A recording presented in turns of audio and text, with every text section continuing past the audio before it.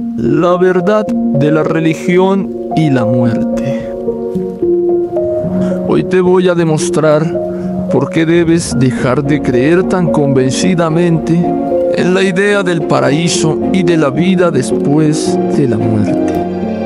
Solo basta ver las 1000 contradicciones que te voy a exponer a partir de analizar el pasaje número 59 del Evangelio apócrifo de Tomás, donde Jesús ha dicho: mirad al viviente mientras viváis, para que no muráis y tratéis de mirarlo sin poder ver.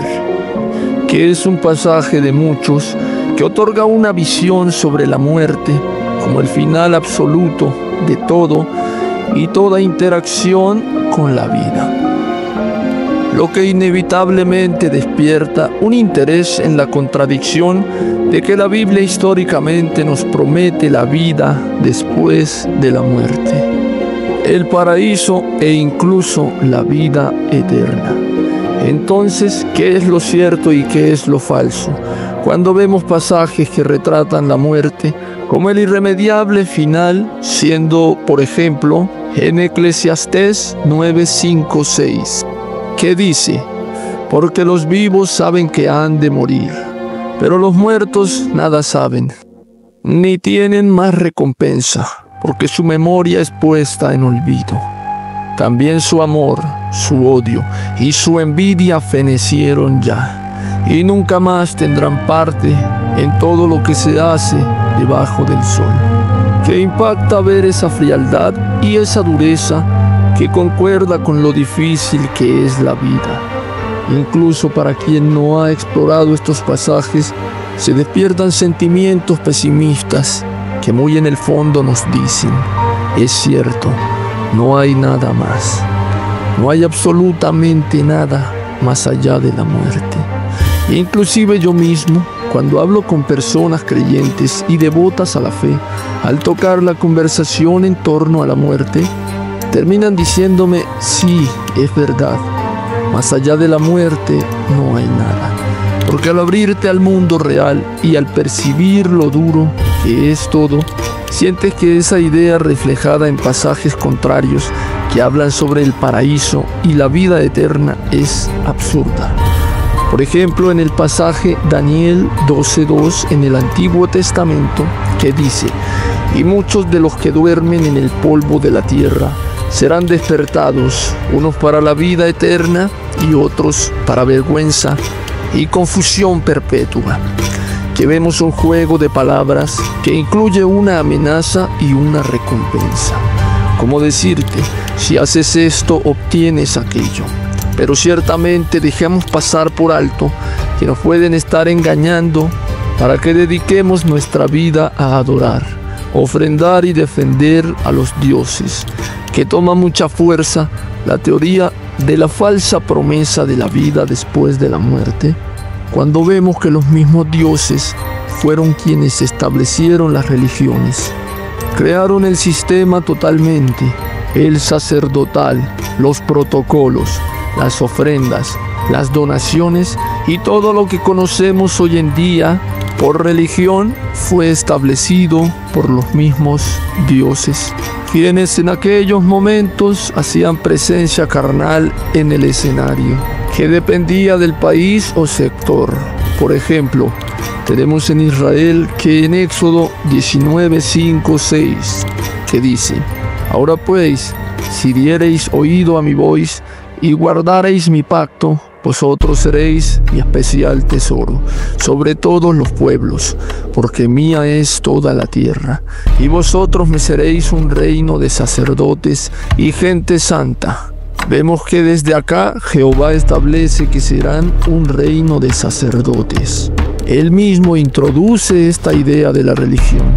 Y también, si revisamos en qué consistía el pacto entre Israel y Jehová, tenemos que Jehová prometía protección, compañía y bendiciones en recursos, como por ejemplo la tierra prometida, que por cierto jamás cumplió, esperando de Israel exclusividad a él como su Dios, seguimiento de sus órdenes puntuales, como la conquista de otras tierras e incluso guerra contra otro pueblo que adoraba a otros dioses para quitarles sus tierras, que vemos en pasajes como: Jehová habló a Moisés diciendo: haz la venganza de los hijos de Israel contra los madianitas, después serás reunido a tu pueblo.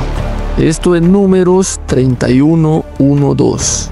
Que si revisamos, vemos que los madianitas en Números 25, 1, 3, cuando los israelitas son llevados a la idolatría en Peor, citando: Israel se quedó en Sidim, y el pueblo empezó a prostituirse con las hijas de Moab, las cuales invitaban al pueblo a los sacrificios de sus dioses. Y el pueblo comió y se inclinó a sus dioses.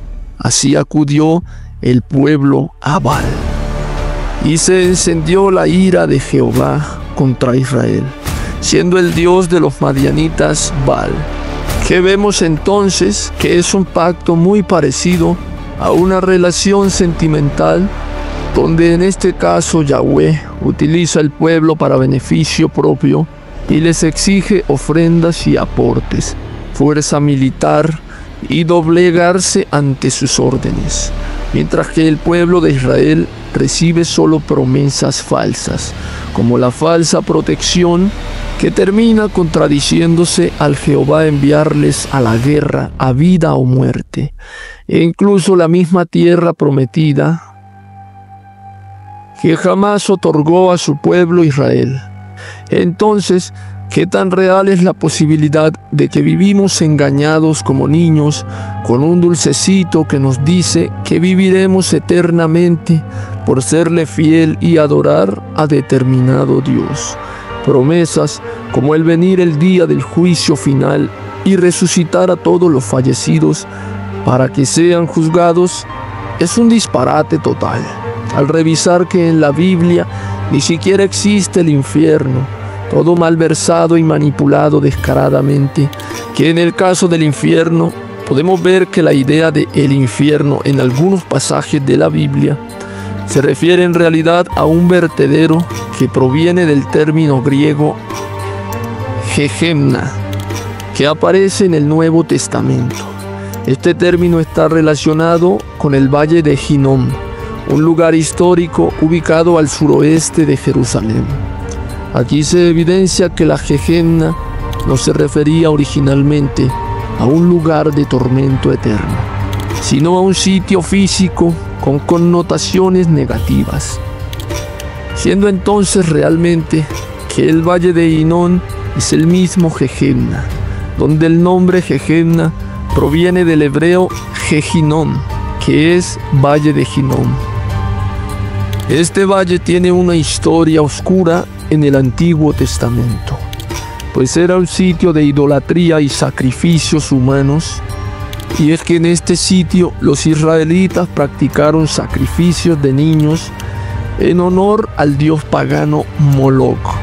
Y para corroborar esto, vemos pasajes como Jeremías 7:31 que dice: y han edificado los lugares altos de Tofet, que está en el valle del hijo de Hinnom, para quemar en el fuego a sus hijos y a sus hijas, lo cual no mandé ni subió en mi corazón.